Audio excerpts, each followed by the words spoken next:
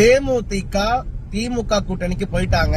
அதனால 2026 சட்டமன்ற தேர்தல்ல திமுக கூட்டணி 234 தொகுதி மட்டும் கிடையாது, 246 தொகுதியிலும் ஜெயிச்சிரும்னு சில பைத்தியக்காரங்க சொல்றாங்க.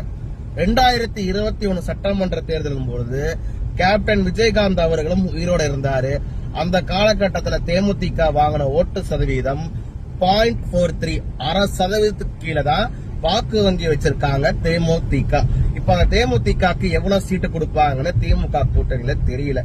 அதே மாதிரி கேப்டன் விஜயகாந்த் அவர்கள் அவர் நடிச்ச படத்துல இருந்து கூட பாடம் கத்துக்கலைங்க. அவர் நடிச்ச படம் சின்ன கவுண்டர் படத்துல வரக்கூடிய வில்லனோட பேரு சக்கர கவுண்டர்.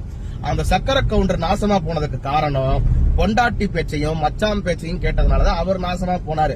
அதே படத்துல ஹீரோவா நடிச்ச சின்ன கவுண்டர் விஜயகாந்தும் நாசமா போனதுக்கு காரணம் அவரோட பொண்டாட்டி மச்சான் தான் ஊர் உலகத்துக்கே தெரியுங்க.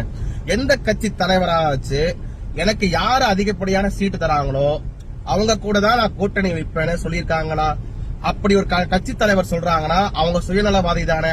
மக்கள் பிரச்சனையை பத்தி பேசாம எனக்கு யார் அதிக சீட்டும் ராஜ்யசபா எம்பி கொடுப்பாங்களோ அவங்க கூட தான் கூட்டணி வைப்பாங்கன்னா அவங்க அரசியல் கட்சி தலைவர் கிடையாது, அவங்க ஒரு பிசினஸ் மேன்.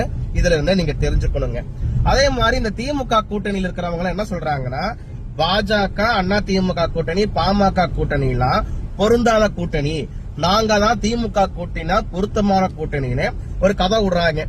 நான் சின்ன டவுட் ஒன்று மட்டும் கேக்குறேங்களேன். காங்கிரஸ்னு ஒரு கட்சியை எதிர்த்து ஆரம்பிச்ச கட்சி தான் திமுக. இப்ப அவங்க 2 பேரும் கூட்டணிங்க. திமுக இருந்து வெளியில வந்து ஆரம்பிச்ச கட்சி பேரு தான் மதிமுக வைகோ. அவரும் திமுக கூட கூட்டணியில தான் இருக்காரு. அதே திமுக மாணவர்களில இருந்தவர் தான் தொல் திருமாவளவன் அவர்கள் விசிக, அவரும் திமுக கூட தான் இருக்காரு. அடுத்து இந்த மக்கள் நீதி மையமும் திமுகவுக்கு எதிர்த்து தான் இந்த மக்கள் நீதி மையமும் டார்ச் ரைட்ல கமலஹாசன் ஆரம்பிச்சாரு, அவரும் திமுக கூட்டணியில் தான் இருக்காரு. இப்படி லெட்டர்பாடு கட்சி யார் யாரெல்லாம் திமுக கூட்டணியில் இருக்காங்களோ அவங்க திமுகவை எதிர்த்து தான் கட்சி ஆரம்பிச்சாங்க. ஏன் தேமுதிக கூட கேப்டன் அவர்களும் யார் விமர்சனம் பண்ணிருக்காரு? திமுகவை தான் பயங்கரமா விமர்சனம் பண்ணிருப்பாங்க. அது மட்டுமா, கேப்டன் அவர்களை வடிவேல வச்சு எந்த அளவுக்கு தரம் தாழ்ந்து விமர்சனம் பண்ணிருப்பாங்க. ஏன் பிரேமலதா விஜயகாந்த் அவர்களை கூட இந்த சிவாஜி கிருஷ்ணமூர்த்தியை வச்சு ஒரு பெண்ணை கூட பாராம எந்த அளவுக்கு கேவலமா விமர்சனம் பண்ணிருப்பாங்க இந்த திமுக. அவங்களோட கூட்டணி வைக்கிறதால என்ன மாற்றம் வரப்போகுது? இப்போ பிரேமலதா விஜயகாந்த் என்னன்னு சொல்லி போய் ஓட்டு கேட்பாங்க திமுகக்கு? திமுக ஆட்சியில பெண்கள் நல்லா கற்பழிக்கப்படுறாங்க, ஓட்டு போடுங்க.